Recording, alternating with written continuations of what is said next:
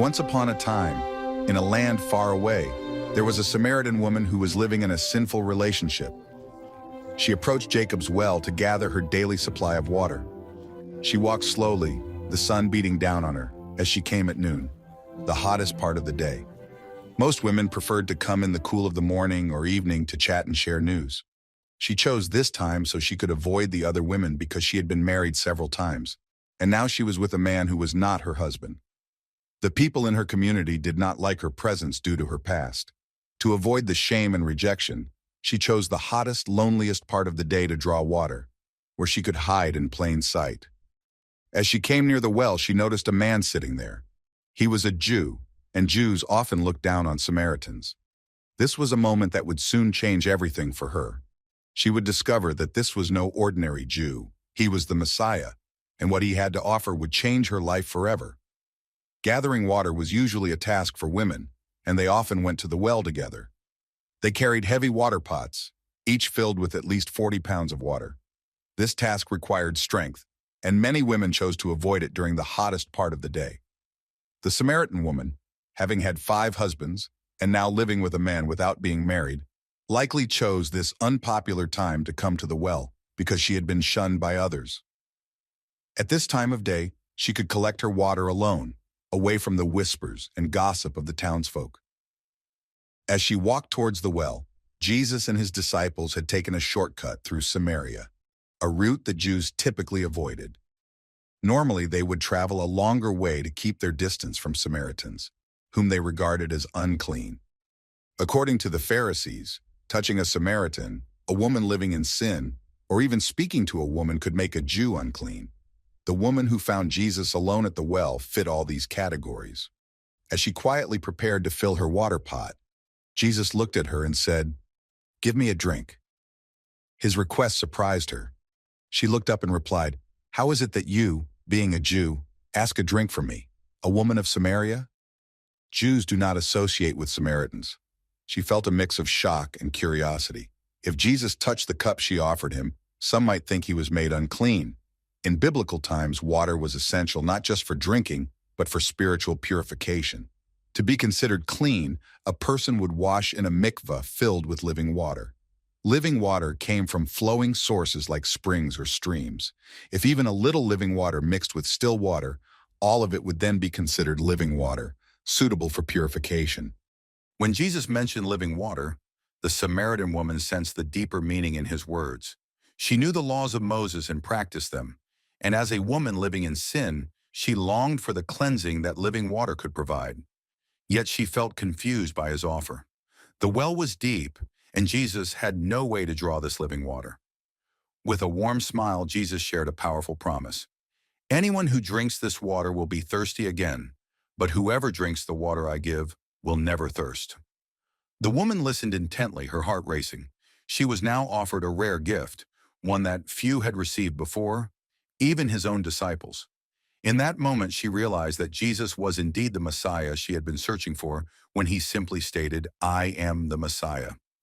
As the story unfolds, we see how the Samaritan woman begins to understand the man she first met at Jacob's well. Initially, she referred to him as a Jew, then as Sir, later as a prophet, and finally recognized him as Christ. The grace she received began to transform her from within. She realized she had encountered her Savior. Leaving behind the heavy water pot she had brought, she ran excitedly into the village, eager to share her news with those she had tried to avoid. "Come, see, is this not the Christ?" she called out to them. Her voice was filled with hope and excitement. Because many believed her testimony, Jesus was welcomed into her village, where he stayed for 2 days. During this time, people came to see the man she testified was the Christ. While this story stands alone as a witness to the divinity of the Savior, it carries an even more powerful message when one considers that John has placed it next to the story of Nicodemus. John frequently used this technique to allow readers to gain poignant insights through a side-by-side comparison of opposite characters. Nicodemus was a Jew and a ruler in the Sanhedrin.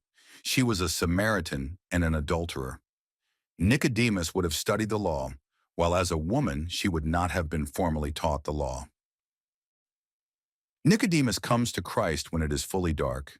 The woman comes to the well in full light. He does not ask to be spiritually born, but she asks for the living water.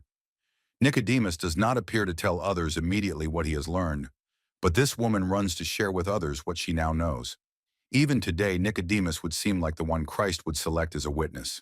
His wealth, education, and powerful influence should make him the obvious choice. Yet Jesus chooses the one who is none of these. He chooses the adulterous Samaritan woman. Moral of the story. The moral of the story of the Samaritan woman at the well is that everyone deserves love, acceptance, and the chance for redemption.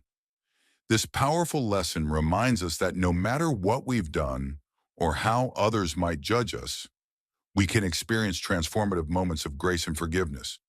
The woman came to the well feeling alone and ashamed, yet her encounter with Jesus changed everything.